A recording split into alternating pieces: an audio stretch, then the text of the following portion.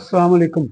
तो मैंने कहा था इसको लंबा पार्ट हो गया था, मैंने कहा इसको दो हिस्सों में डिवाइड करता हूँ। अगर अंडा हम देखते हैं तो हमें उसके स्ट्रक्चर का पता होना चाहिए। हम समझते हैं ये ऐसी है, इनर्ट सी चीज़ है, लेकिन ये है कि ये एक लिविंग चीज़ है। ये इसके अंदर पोर्स होते हैं, वो 7,000 के करीब पोर होते हैं, माइक्रोस्कोपिक पोर होते हैं, जिसके थ्रू ऑक्सीजन और कार्बन डाइऑक्साइड वगैरह एक्सचेंज होती है। तो ये बड़े इंपॉर्टेंट चीज़ है, इसकी स्टोरेज बड़ी इंपॉर्टेंट है। कहते हैं 2 घंटे से ज़्यादा इसको बाहर रूम टेम्परेचर पे मत रखें, इसको रेफ्रिजरेट करें। और जो सबसे ठंडा पार्ट है, जो रेफ्रिजरेटर का, नॉट फ्रीज़र, फ्रीज़र का नहीं, रेफ्रिजरेटर का ठंडे पार्ट में रखें तो ये सेफ रहते हैं। तो मैं इसके तकरीबन 3 पार्ट में इसको डिवाइड कर लेता हूँ इसके डिस्क्रिप्शन के लिए। एक तो आउटर शेल होता है, ठीक है। उसके बाद ये जो है ना, तकरीबन ये आप समझ लें कि ये तकरीबन इसका शेल जो है ना, वो तकरीबन 10% है इसका वेट वाइज अंडे का। और जो एल्ब्यूमन होती है वो तकरीबन जो है ना, वो 60% के करीब वेट होता है। और योक जो तकरीबन 30% होती है, जो इसके अंडे के वजन के अंदर। बेजवी शक्ल है, मैंने बताया, बैज अरबी में कहते हैं। और बेजवी यानी वो एक तरफ से थोड़ा सा मोटा होता है, दूसरी तरफ से टेपर करता है, और बड़ी स्ट्रेंथ होती है। हमें जब छोटे थे, हम कॉलेज स्कूल में पढ़ते थे, तो हमें लोग कहते थे आप दोनों तरफ से हथेलियों में रख के उसको दबाएं लेंथ वाइज, तो आपको वो दबता ही नहीं था। चौड़ाई में ऐसे दबाएंगे तो फिर वो फटाफट पिचक जाता है, लेकिन लंबाई की तरफ से करें तो उसमें बड़ी स्ट्रेंथ हुआ करती है।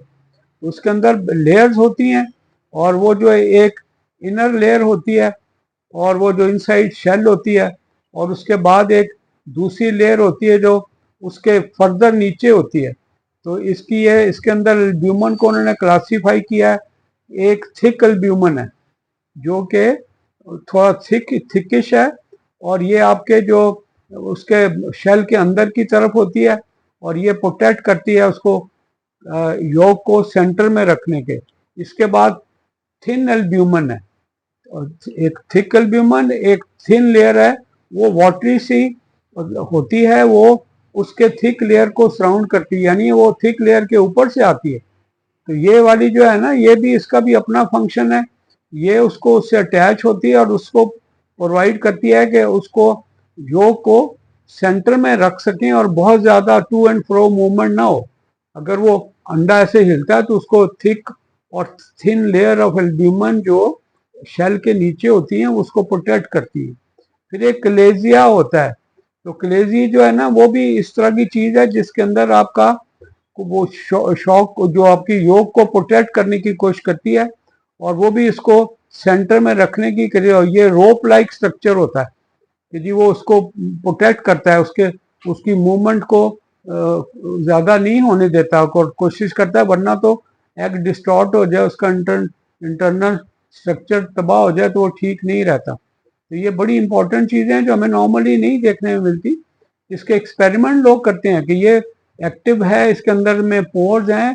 बच्चों को, कई लोग साइंस के स्टूडेंट्स को प्रोजेक्ट दे देते हैं कि आप 2-4 अंडे रखें, उसको पानी में डाल दें, उसके अंदर थोड़ा सा डिटर्जेंट मिला लें, ये जो कपड़े धोने का पानी है, और कलर ब्लू दे दें, और 24 घंटों के लिए उसको आप रख दें उसके अंदर।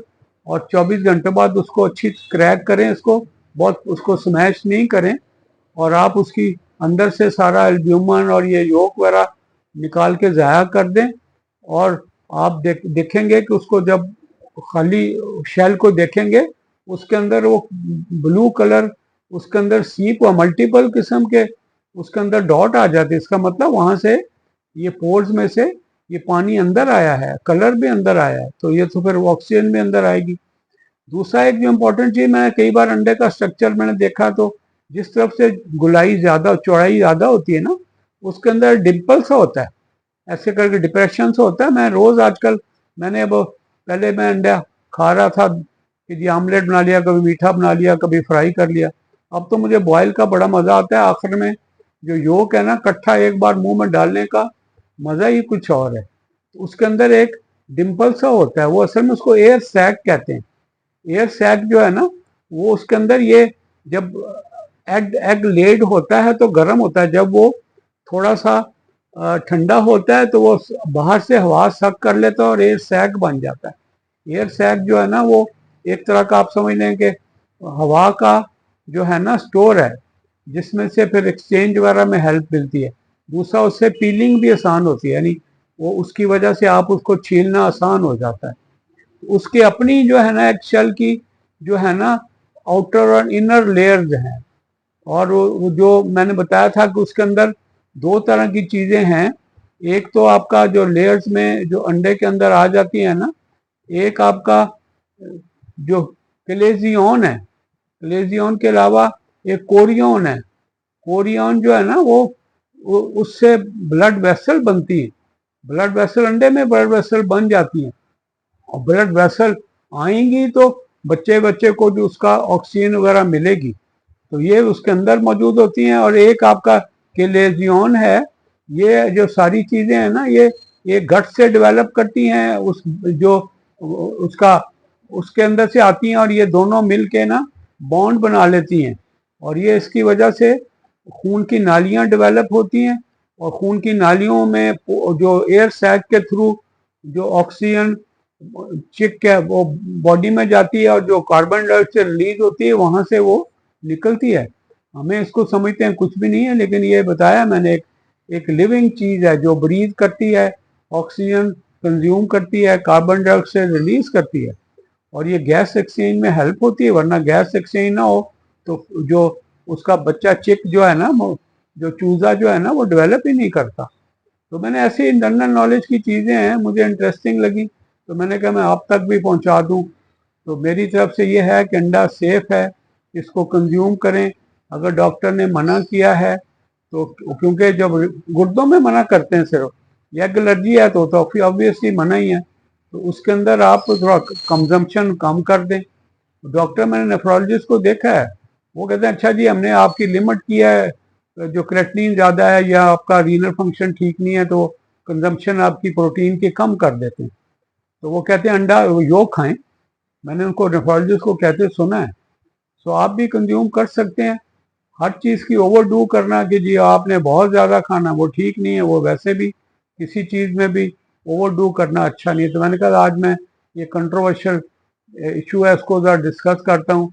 Eggs are safe for heart, और हार्ट के बेनिफिट एग के जो ज़्यादा हैं बजाय नुकसानात के। तो ये हार्ट हेल्दी है, लिहाजा डरने बनने की बात ही है। अपना ख्याल रखिएगा। अस्सलाम वालेकुम, अल्लाह हाफिज़।